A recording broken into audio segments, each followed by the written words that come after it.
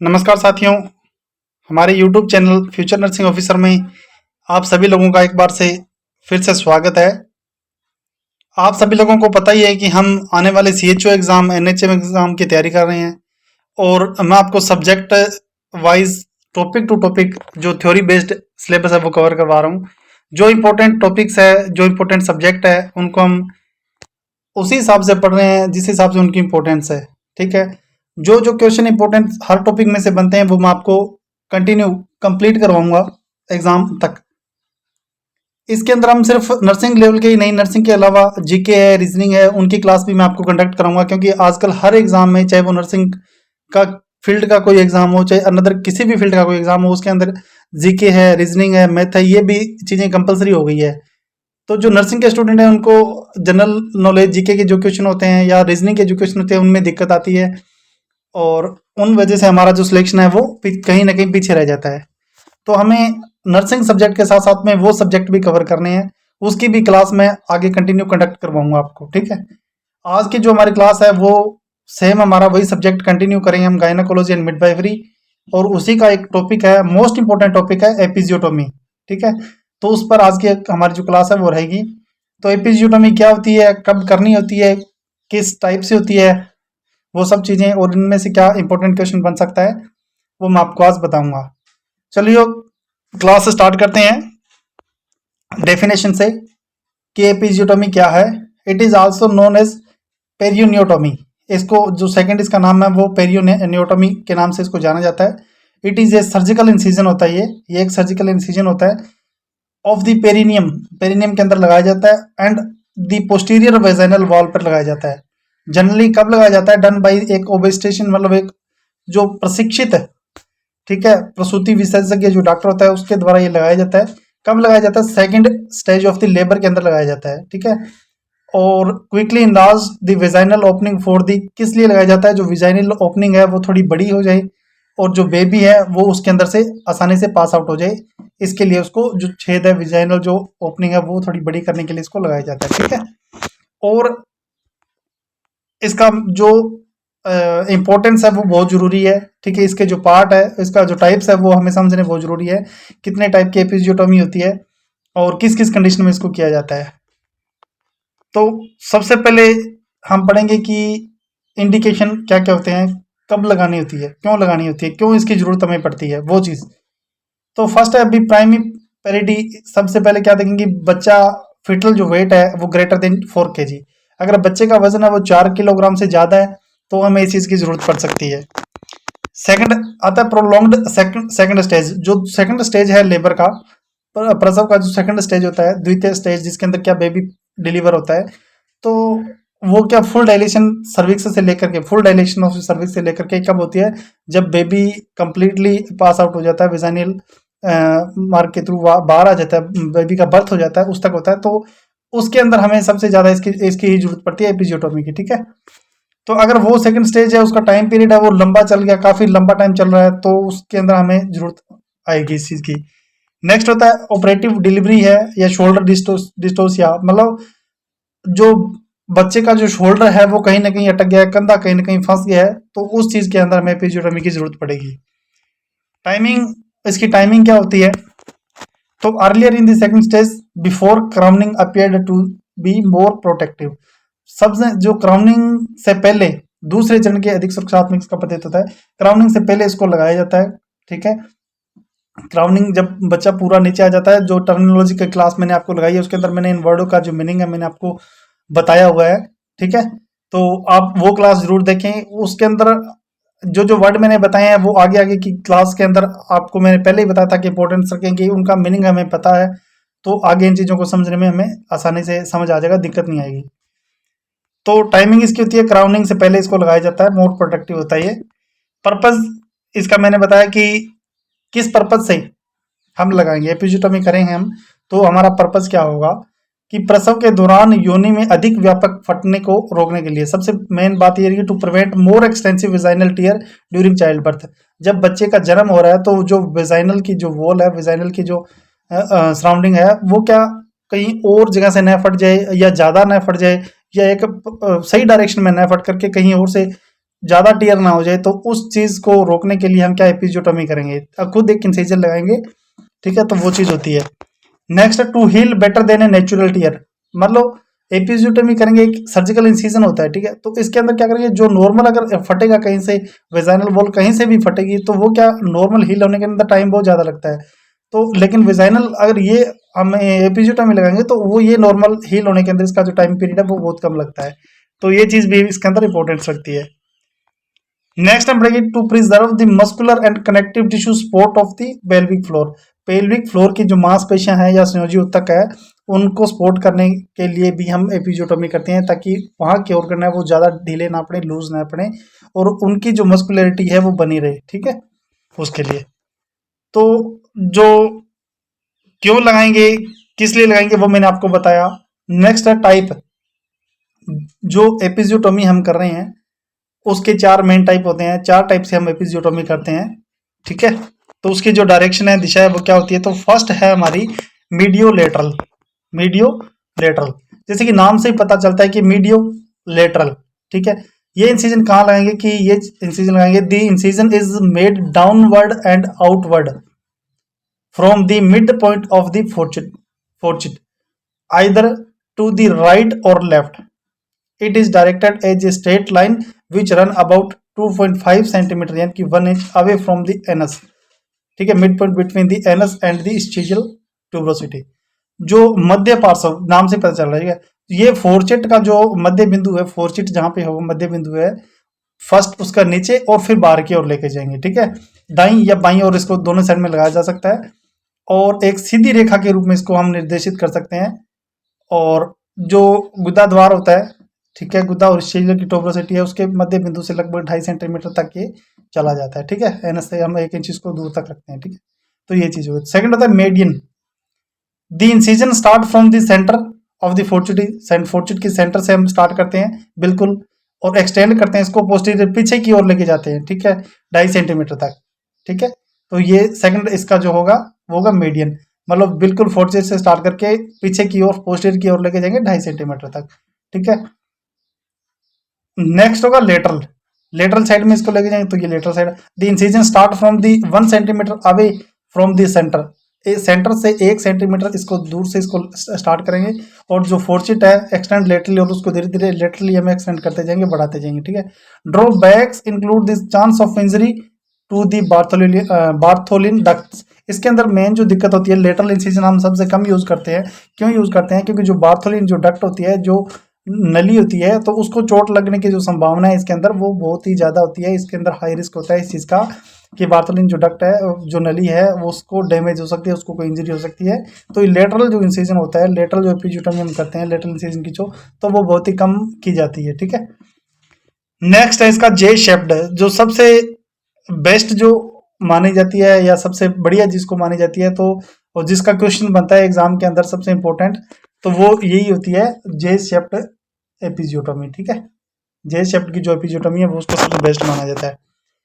The incision begins in the centre of the fourchette and to direct posterior along the midline from 1.5 centimetre and the directed downward and outward along the 5 to 7 o'clock past to avoid the internal and external anal sphincter, ये J आकार का चीरा होता है, जे shaped का चीरा होता है, ये चीज आप ध्यान में रखना फर्क, तो ठीक है, तो ये जो चीरा है ये सेंटर से स्टार्ट होकर के जे शेप का लेकर के ऐसे इसकी एपिजियोटोमी वो की जाएगी, ठीक है, जे शेप की जाएगी, तो इसको हम बोलते हैं, ठीक है, तो ये इंपॉर्टेंट होती है सबसे ज्यादा। चीरा जो फोर्चिट के केंद्र से शुरू होता है, जो फोर्चिट है फोर्चिट के केंद्र से ये स्टार्ट होगा, ठीक है, और यहाँ से ये स्टार्ट होकर के ये नीचे आएगा, और ये इसको आगे हम 7 o'clock जैसे घड़ी के बजते हैं ना, 5 6 7 ऐसे टाइम होता है, तो ये 5 से स्टार्ट होगा, 5 6 ऐसे 7 ऐसे ऐसे इसको जे शेप के अंदर में टीयर करेंगे, इसको कट करेंगे, ठीक है, तो ये इंसिजन ऐसे देंगे, ठीक है, और ये जो क्या करता है, इसका जो बेनिफिट क्या है,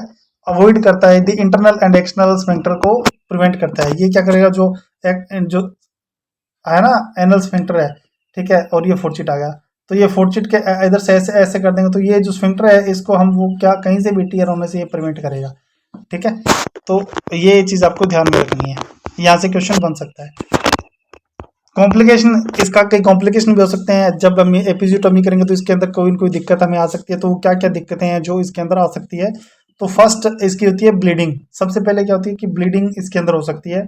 ब्लीडिंग एक मोस्ट सबसे ज़्यादा होने वाला इसके अंदर रिस्क होता है, हाई रिस्क हम मान सकते हैं कि एपिजियोटोमी के अंदर अगर ब्लीडिंग होने का चांसेस है वो बहुत ज़्यादा आता है। ठीक है, तो इस चीज़ का आपको ध्यान में रखना है।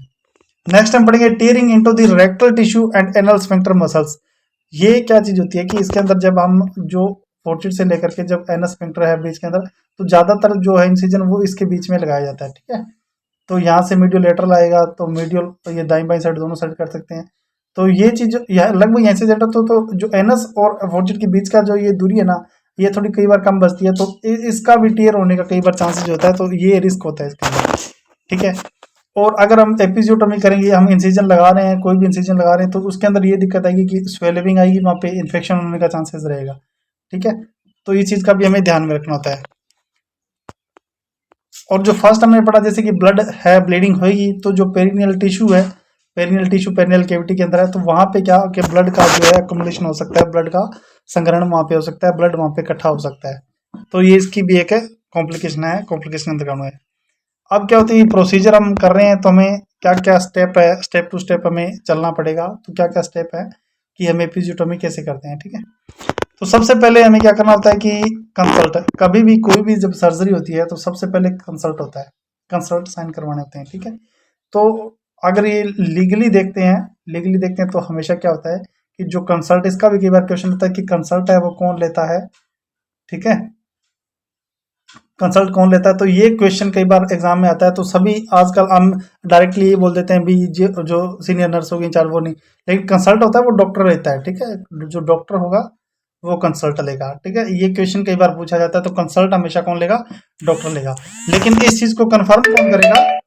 जो कंसल्ट को जो कंफर्म कौन करेगा, वो वहाँ पे सीनियर नर्सिंग इंचार्ज होगा या सर सीनियर नर्स होगा, या दो नर्स इसको वेरीफाई करेंगे। ठीक है, टू नर्स है इसको जो वेरीफाई करेंगे कि कंसल्ट जो है वो कंप्लीट हमने ले लिया है, और उस पर जो गार्जियन के साइन है या उन्होंने सहमति पत्र है, जो पेशेंट है उनके रिलेटिव उन्होंने सबने कंसल्ट दे दिया हमें कि आप ये सर्जरी है, ये प्रोसीजर है वो डन कर सकते हो।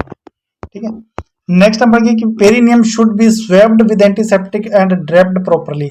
जो पेरिनियम है, पेरिनियम जो पार्ट है, ठीक है, टोटली जो पेरिनियम पार्ट है, तो इस पूरे पार्ट को हमें क्या करना है, बिल्कुल बीटाडीन स्वेब से, सेवलॉन से, जो भी एंटीसेप्टिक सॉल्यूशन जो होते हैं उनको पूरा जो पार्ट है दूर तक वो क्लियर करना होता है, और उसको अच्छी तरह से रैपिंग करना होता है। जो पूरा पार्ट है उसको अच्छी तरह से चारों साइड से इसको रैपिंग करना होता है, कवर करना होता है, पूरा बढ़िया से कवर करके सिर्फ ओपन जितना हमें पार्ट रिक्वायरमेंट है उतना ही पार्ट ओपन होना चाहिए, वो भी एंटीसेप्टिक बढ़िया सॉल्यूशन से वॉश होना चाहिए, ताकि इन्फेक्शन का खतरा है वो ना हो, इन्फेक्शन से हम प्रिवेंट कर सकें।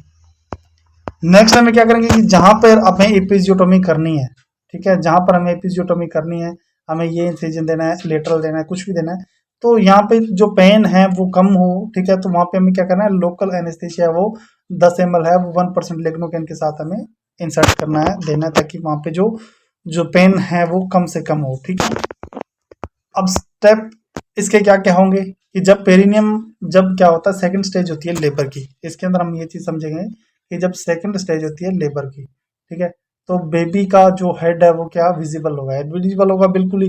तो वहां पे जब पूरा फोर्स होगा ना, जब हेड का पूरा फोर्स उस पे आ रहा है, तो जो पेरिनियल की ये जो है ना, पेरिनियम की जो लेयर है बिल्कुल, ये जो झिल्ली होती है बाहर की, ये बिल्कुल क्या है, थिन हो जाती है, पतली हो जाती है। हमें उस टाइम पर देना है, बिल्कुल हमें पहले ही कोई एपिजियोटोमी नहीं कर देनी है, ताकि ऐसे नहीं होता। लेकिन जब हेड का जब फोर्स आएगा, उस पर फोर्स आएगा, तो यहाँ की टोटली मसल्स है, पहली कैविटी की टोटली मसल्स वगैरह सब स्ट्रेच होती है, तो ये जो पेरिनियम का है वहां पे वो क्या बिल्कुल थिन हो जाती है। उस टाइम हमें जो सीजर आती है, एपिजियोटोमी सीजर आती है, उससे हमें कट लगाना होता है ऐसे। ठीक है, या जैसे जो भी कट है वो उस टाइम लगाना होता है। ठीक है, जब उसकी जरूरत होती है तब। ठीक है, इसके अंदर क्राउनिंग ऑफ हेड, जैसे मैंने आपको पहले समझाया, जब हेड की क्राउनिंग होती है, हेड बिल्कुल विजिबल आ जाता है, बाहर की ओर आ रहा है, तब हमें इसकी जरूरत पड़ती है। नेक्स्ट आती है the structures incised and posterior vaginal wall, perineal muscles, superficial and deep fascia, pudendal vessels and nerve, subcutaneous tissue and skin. जो जो काटी गई संरचनाएं होती है, जैसे इसके अंदर आपस यूनि भित्ति आ गया, पेरिनियल वेजाइनिंग वॉल्व आ गई, पेरिनियल मसल्स भी कट जाती है, सुपरफिशियल होती है या डीप फेसिस के बार कट जाता है। तो ये सब चीजें होती है उसके अंदर, क्या एपिजियोटोमी के अंदर कब आती है, शामिल होती है। इसके अंदर सिर्फ ऐसे नहीं हमने कोई वेजिनल पेरिनियम सिर्फ लेयर ही काटी है, या उसके अंदर क्या मैं 2-3 टाइप की नीचे तक डीप तक हमें काटना पड़ता है, कई बार वेजाइनल वाल पेरिनियल ऑक्सीपिटल फिश ये डीप तक काटनी पड़ती है, कई बार सुपरफिशियल भी काटनी पड़ती है, तो ये चीज़ होती है। ठीक है, तो इसकी जो स्टिचिंग वगैरह भी वो भी प्रॉपर तरीके से करनी पड़ती है, बढ़िया करनी पड़ती है। ठीक है, और इसकी जो रिपेयरिंग है, दी सुचरिंग है is done into the 3 layers.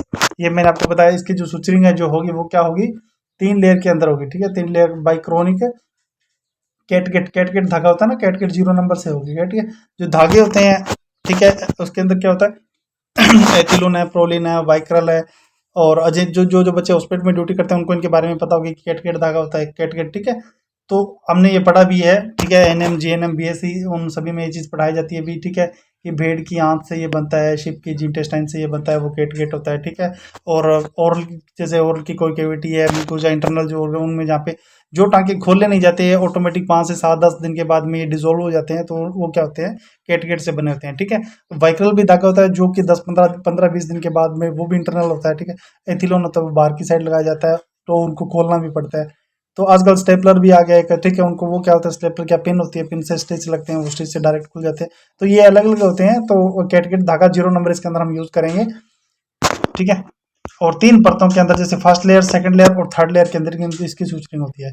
तो फर्स्ट है जो म्यूकोजल ओपनिंग है, ओपोजिशन हुई है, तो उसके अंदर होगा। सेकंड है मसल्स लेयर है, वो उसके अंदर बांधेंगे। थर्ड जो होती है इसकी स्किन, बाहर की स्किन और सबक्यूटेनियस टिश्यू अगर कोई है तो वो उसके अंदर रिपेयर करेंगे। ठीक है, और अगर एपिजियोटोमी कंप्लीट हो गई है, डिलीवरी हो गई है, उसके बाद एपिजियोटोमी की हमने रिपेयर भी कर दिया, तो उसके बाद हमें उसकी देखभाल क्या करनी होती है, ये सबसे इंपॉर्टेंट होता है। बाद में हमें इन्फेक्शन उससे बचाना होता है, सब चीज़ें हमें ध्यान में रखनी होती है भी। सब हमारा प्रोसीजर जब कंप्लीट हो गया है तो उसके बाद हमें क्या क्या चीज़ें सावधानी से रखनी पड़ती है, वो मेंटेन पेरिनियल हाइजीन।